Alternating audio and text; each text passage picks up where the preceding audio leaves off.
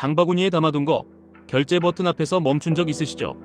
그냥 사는 건데 이상하게 마음이 무겁습니다. 그때 머릿속에 QLD, TQQQ 같은 이름이 스쳐가면 더 혼란스러워집니다. 내 인생을 바꿀 한방 같기도 하고 내 통장을 망칠 폭탄 같기도 합니다. 근데 진짜 문제는 종목이 아닙니다. 돈을 바라보는 단위가 한 달이냐, 기간이냐, 여기서 이미 승부가 끝납니다. 돈 모으는 감각이 없는 사람은 그달 살아요. 월급을 한 달 단위로 받잖아요. 그러니까 인생도 한 달 단위로 생각하는 사람 많죠. 이번 달만 버티면 된다. 다음 달에 좀 줄이면 된다. 다음 달에 갑자기 잘 될지도 모른다. 이 사고가 굳어지면 돈은 모이지 않습니다. 돈이 들어오면 풀리고 돈이 나가면 쪼그라드는 그 감정의 롤러코스터가 계속됩니다. 반대로 돈 감각이 있는 사람은 기간으로 생각을 해요. 월급도 그 달에 월급을 보는 것이 아니라 퇴직까지 들어올 급여의 합계로 생각하는 거예요. 월세도 내가 앞으로 내는 금액들의 총액으로 생각하게 되는 거예요. 이자도 향후 나가게 되는 총액으로 생각하는 거예요. 이게 별거 아닌 것 같죠? 근데 이 관점 하나로 소비가 달라지고 투자 성격이 달라지고 결국 인생의 속도가 달라집니다. 예를 들어보겠습니다. 월급 300만 원을 한 달로 보면 이번 달에 300만 원이 있습니다. 그래서 이번 달의 기분이 모든 결정을 좌우합니다. 스트레스 받으면 쓰고 기분 좋아지면 또 쓰고 다음 달에 줄이면 된다고 생각합니다.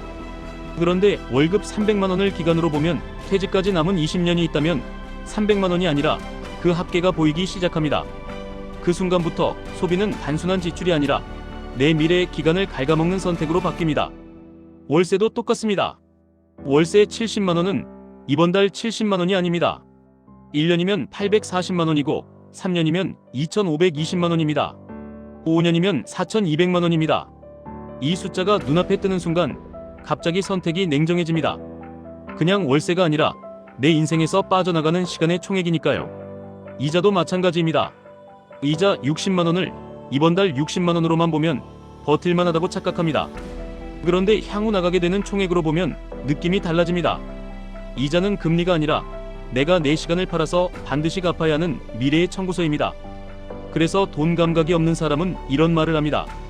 내가 갑자기 어느 날 잘 될지도 모르는데 일단은 지르고 보자. 이거는 안 한다는 거죠 라고 말하는 사람이 돈 감각 있는 사람입니다. 갑자기 잘 될지 안 될지 어떻게 알아요? 대부분은 갑자기 잘 되는 게 아니라 갑자기 흔들립니다.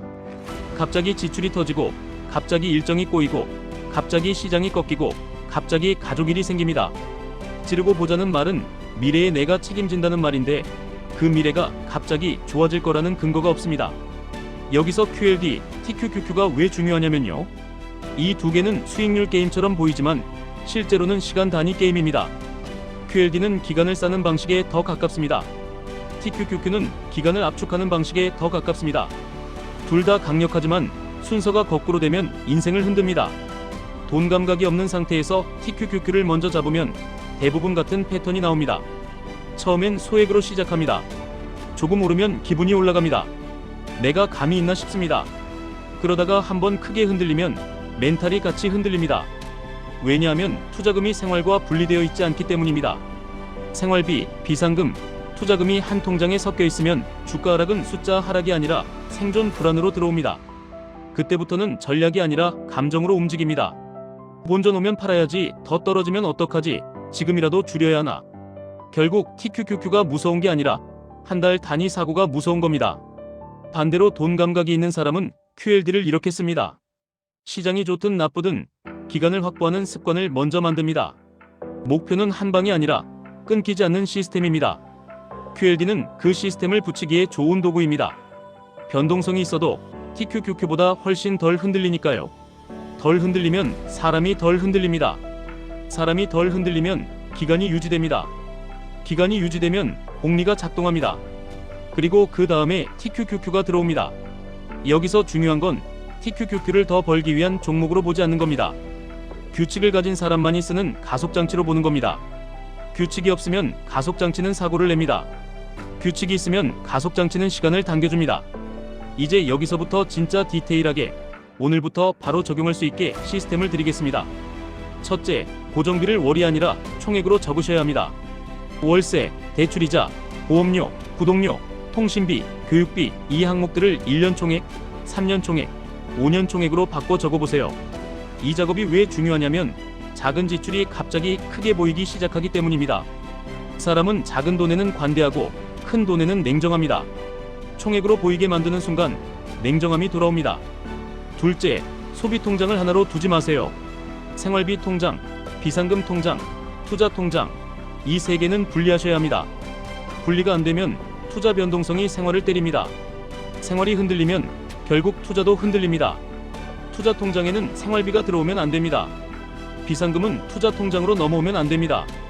이 경계가 있어야 QLD든 TQQQ든 도구가 됩니다. 셋째, 자동이체를 먼저 걸어야 합니다. 남는 돈으로 투자하면 영원히 남는 돈이 없습니다. 투자하고 남은 돈으로 살아야 합니다.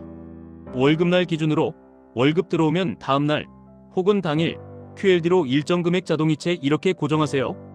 금액이 작아도 됩니다. 중요한 건 끊기지 않는 겁니다. 넷째, QLD의 역할을 명확히 정하세요. QLD는 수익률 자랑이 아니라 기간을 확보하는 훈련입니다. 그래서 QLD는 규칙이 단순해야 합니다. 매달 같은 날 같은 금액, 시장 뉴스로 흔들리지 않기, 오르든 내리든 멈추지 않기, 이게 QLD의 핵심입니다. 다섯째, TQQQ는 조건을 걸고 들어가셔야 합니다. 조건 없이 들어가면 그건 투자라기보다 감정 베팅입니다. 조건은 복잡할 필요 없습니다. 예를 들어 내가 정한 지표가 조정 구간일 때만, 혹은 내가 정한 기준선 아래에서만 분할로만 이렇게 해요. 그리고 한 번에 다 들어가지 마세요. TQQQ는 분할이 기본입니다. 여섯째, TQQQ 자금의 출처를 고정하세요. TQQQ에 넣는 돈은 떨어져도 내 생활이 흔들리지 않는 돈이어야 합니다. 그 기준이 없으면 하락이 올 때마다 마음이 찢어집니다. 마음이 찢어지면 손이 흔들립니다. 손이 흔들리면 수익률이 아니라 인생이 흔들립니다. 일곱째, 지르고 보자는 생각이 올라올 때 질문 하나만 하시면 됩니다. 이 결제가 내 한 달을 편하게 해주는가, 아니면 내 3년을 비싸게 만드는가? 한 달 단위로만 보이면 지르게 되고 기간으로 보이면 멈추게 됩니다. 이 질문 하나가 돈 감각을 만들어줍니다. 여기까지 하면 당신의 인생은 한 달 단위에서 기간 단위로 넘어갑니다. 그때 QLD는 내 시간을 쌓아주는 도구가 됩니다. 그리고 TQQQ는 그 시간을 당겨주는 도구가 됩니다. 이 순서가 맞으면 레버리지는 도박이 아니라 시스템입니다. 마지막으로 정리하겠습니다. 돈 모으는 감각이 없는 사람은 그달 살아요. 월급을 한 달 단위로 받으니까 인생도 한 달 단위로 생각하는 사람 많죠. 돈 감각이 있는 사람은 기간으로 생각을 해요. 월급도 그 달의 월급을 보는 것이 아니라 퇴직까지 들어올 급여의 합계로 생각하는 거예요. 월세도 내가 앞으로 내는 금액들의 총액으로 생각하게 되는 거예요. 이자도 향후 나가게 되는 총액으로 생각하는 거예요. 그리고 내가 갑자기 어느 날 잘 될지도 모르는데 일단은 지르고 보자, 이 생각은 안 합니다. 갑자기 잘 될지 안 될지 어떻게 알아요? QLD는 기간을 쌓는 사람의 도구입니다. TQQQ는 기간을 압축하는 사람의 도구입니다. 종목보다 먼저 바꿔야 하는 건 당신의 시간 단위입니다.